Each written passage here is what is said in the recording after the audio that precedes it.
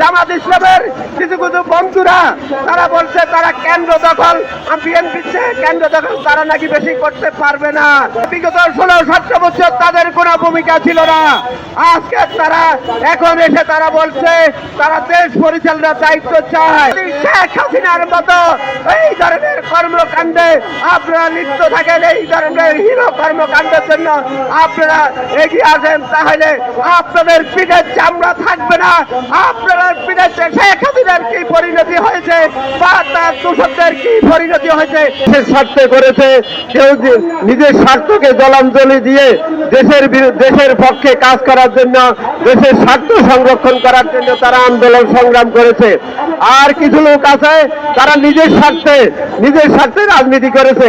আমরা আসলে বিগত সময় ওই প্রাচীরদের রক্ত চক্ষু উপেক্ষা করে আমরা আন্দোলন সংগ্রাম করেছি দেশ এবং দলের পক্ষে, দেশের মানুষের পক্ষে। আজকে আমরা দেখেছি কিছু বিপ্লবী মানুষ, কিছু বিপ্লবী রাজনীতির নেতার আবির্ভাব হয়েছে। প্রতিবন্ধী শিক্ষক শিক্ষিকা আছে, তারা দীর্ঘ সময় আন্দোলন সংগ্রাম করেছে, মানববন্ধন করেছে। আমি তাদের দাবির সাথে একমত প্রকাশ করছি। একটি বন্দরকে বাংলাদেশের সীমান্ত, বাংলাদেশের স্বাধীনতা সার্বভৌমত্বকে হুমকির সম্মুখীন রেখে আপনারা একটি বন্দরকে বিদেশিদের হাতে তুলে দেওয়া, এটা আপনাদের দায়িত্ব না, এটা আপনাদের কর্তব্য না। এটা আমি মনে করি দেশ বিরোধী ষড়যন্ত্র। এই দায়িত্ব থেকে আপনাদেরকে অবশ্যই এই দায়িত্ব থেকে সরে আসতে হবে। আমরা বাংলাদেশের জনগণ তাদের বুকের তাজা রক্ত দিতে প্রস্তুত।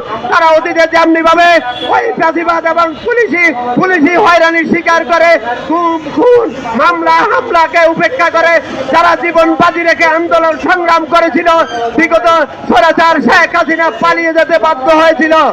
আজকে আমরা দেখেছি একটি গুপ্ত রাজনৈতিক দলের আবির্ভাব হয়েছে। তারা যখন রাজপথে তারা বিগত 16-17 বছর তাদের কোনো ভূমিকা ছিল না। আজকে তারা এখন এসে তারা বলছে তারা দেশ পরিচালনার দায়িত্ব চায় এবং তারা কিছু সময় তারা জান্নাতের সার্টিফিকেট দিচ্ছে।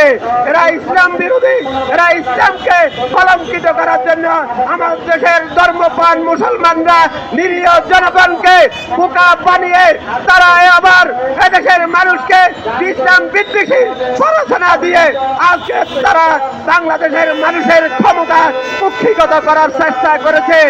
আমরা দেখেছি জামাত ইসলামের কিছু বন্ধুরা তারা বলছে তারা কেন্দ্র দখল, বিএনপি কেন্দ্র দখল তারা নাকি বেশি করতে পারবে না এবং তারা বিভিন্ন উপমা দিচ্ছে, বিভিন্ন সময় বলছে তারা নির্বাচন কমিশন থেকে শুরু করে, প্রশাসন থেকে শুরু করে, কৃষি থেকে শুরু করে, এসপি থেকে শুরু করে তাদের আয়ত্ত নেওয়ার জন্য তারা হুমকি দুমকি এবং বিভিন্নভাবে সভা সেমিনারে বলে আসছে। আমরা স্পষ্ট বলতে চাই ওই অতীতের ন্যায় যদি শেখ হাসিনার মতো এই ধরনের কর্মকাণ্ডে আপনারা লিপ্ত থাকেন, এই ধরনের হীন কর্মকাণ্ডের জন্য আপনারা এগিয়ে আসেন, তাহলে আপনাদের পিঠের চামড়া থাকবে না।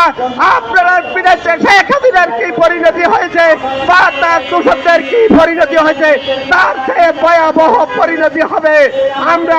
আমরা এই অন্তর্বর্তীকালীন সরকার নির্বাচনের তফসিল ঘোষণা করেছে। সোজা পথে আসুন, সোজা পথে নির্বাচনে অংশগ্রহণ করুন। জনগণ যদি আপনাদেরকে ভোট দিয়ে নির্বাচিত করে আমরা সর্বপ্রথম আপনাদেরকে স্বাগত জানাবো, অভিনন্দন জানাবো। তাছাড়া অন্য কোন কৌশলে আপনারা যদি নির্বাচনকে কুক্ষিগত করতে চান, নির্বাচনকে বাধাগ্রস্ত করতে চান, এদেশের জনগণের ভোটাধিকার হরণ করতে চান, তাহলে দেশের মানুষ আপনাদের পিঠের চামড়া রাখবে না। এই দায়িত্ব রেখে আল্লাহ ইসলাম ধর্মকে ব্যবহার করে মানুষের অধিকার হরণ করবেন। এদেশের মানুষ বসে থাকবে না। অতীতের ন্যায় তারা তাদের জীবন বাজি রেখে আন্দোলন সংগ্রাম করবে এবং আপনাদেরকে প্রতিহত করবে, প্রতিরোধ করবে।